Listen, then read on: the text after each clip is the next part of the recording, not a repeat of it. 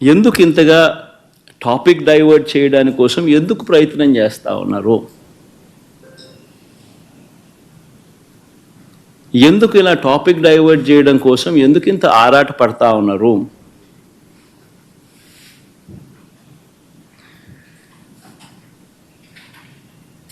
గమనించినట్లయితే తిరుపతి లడ్డూల విషయంలో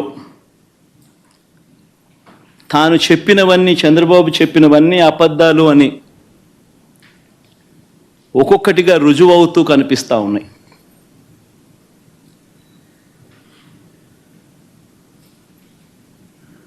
ఆ కనిపించే నేపథ్యంలో 100 రోజుల పాలన మీద టాపిక్ డైవర్ట్ చేస్తూ లడ్డూల టాపిక్ తీసుకొచ్చాడు. ఆ లడ్డూల టాపిక్లో చంద్రబాబు నాయుడు అడ్డగోలుగా తప్పు చేసి గుడి పవిత్రతను దెబ్బతీస్తూ అడ్డగోలుగా దొరికిపోయేసరికి మళ్ళీ ఈ టాపిక్ను డైవర్ట్ చేసేందుకు, లడ్డూల టాపిక్ను డైవర్ట్ చేసేందుకు కొత్తగా ఇప్పుడు డిక్లరేషన్ టాపిక్ తీసుకొచ్చి మళ్ళీ అది ఇంకొక రాజకీయం చేస్తూ ఉన్నారు.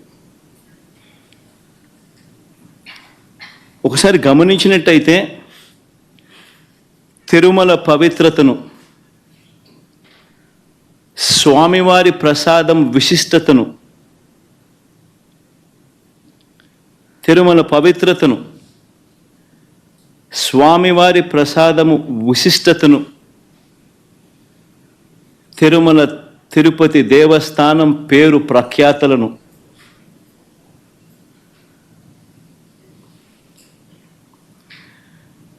రాజకీయ దుర్బుద్ధితో, ఐ రిపీట్ దిస్ వర్డ్, రాజకీయ దుర్బుద్ధితో, జంతువుల కొవ్వుతో లడ్లు తయారీ అయినట్టుగా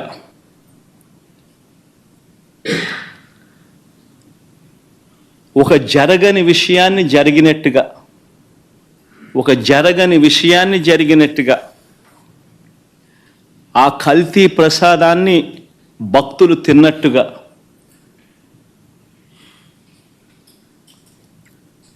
నిజంగా ఒక ముఖ్యమంత్రి స్థానంలో ఉన్న వ్యక్తి తెలిసి అబద్ధాలు ఆడుతూ, అసత్యాలు చెబుతూ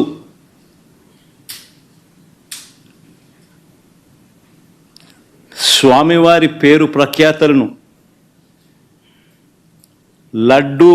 తిరుపతి లడ్డు విశిష్టతను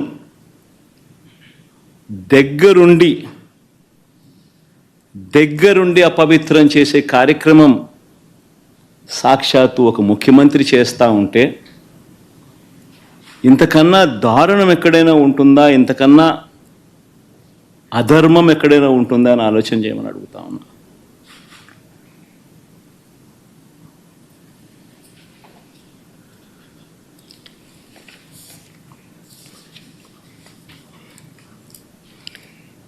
ఒకసారి వీటికి సంబంధించిన విషయాలు మరొక్కసారి పునరుద్ఘాటిస్తా.